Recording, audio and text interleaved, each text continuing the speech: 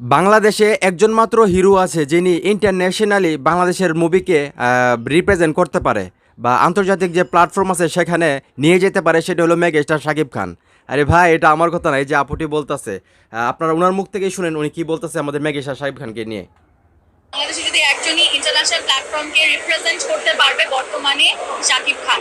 আমি সত্যি কথা, শাকিব খানকে নিয়ে আমি খারাপ কথা আসলে শুনছি না। ওনার এত এত ফ্যান, এত ফ্যান ফলোয়ার, আমি সবসময় পজিটিভ ভালো জিনিসই শুনেছি।